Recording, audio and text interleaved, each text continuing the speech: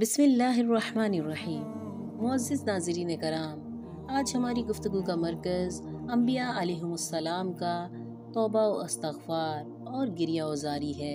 معزز ناظرین، خوف و خشیت الہی کا جب قلب پر نزول ہوتا ہے تو بعض قلوب عظمت الہی اور جلال کبریائی کی تاب نہ لا کر نہ صرف از خود رفتہ ہو جاتے ہیں بلکہ جان سے بھی گزر جاتے ہیں۔ حضرت نوح علیہ السلام کی گریہ و بکا۔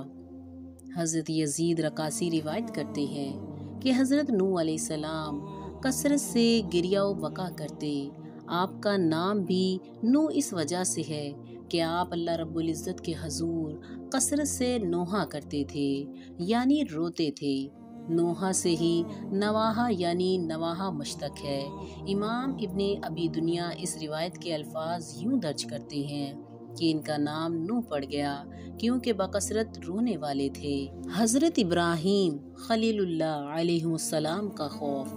احیاء علوم الدین میں حضرت امام غزالی روایت لاتے ہیں کہ حضرت ابراہیم علیہ السلام اپنی خطاؤں کو یاد کرتے تو آپ پر غشی طاری ہو جاتی۔ حضرت جبرائیل علیہ السلام حاضر ہو کر عرض کرتے کہ آپ کو آپ کا رب سلام کہتا ہے اور فرماتا ہے کیا آپ نے کبھی دیکھا ہے کہ ایک خلیل اپنے خلیل سے ڈرتا ہو؟ تو آپ علیہ السلام نے فرمایا، اے جبرائیل، جب میں اپنی خطاؤں کو یاد کرتا ہوں تو اپنا خلیل بھول جاتا ہوں۔ حضرت یحییٰ علیہ السلام کی گریہ وزاری۔ معزز ناظرین، حضرت یحییٰ علیہ السلام سراپائے سوز و گداز تھے، ہر وقت خشیت الہی میں روتے رہتے۔ حضرت امام غزالی احیاء علوم میں لکھتے ہیں کہ انہیں روتا دیکھ کر والدہ نے اپنے بازوؤں میں لے لیا تو عرض کرنے لگے، یا اللہ، یہ میرے آنسو ہیں اور یہ میری والدہ ہے۔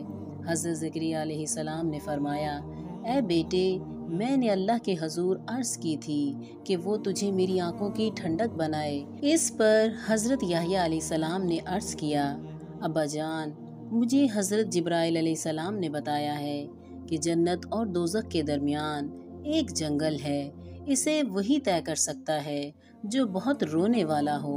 تو حضرت زکریا علیہ السلام نے فرمایا، اے بیٹے، پھر اور رو۔ حضرت عیسیٰ علیہ السلام کا خوف۔ معزز ناظرین، خشیت دراصل ہیبت خداوندی کے غلبے کے باعث ظہور پذیر ہوتی ہے، جس سے دل کامل عجز و انکساری اور پورے ارادے کے ساتھ اللہ تعالیٰ کے حضور جھک جاتا ہے۔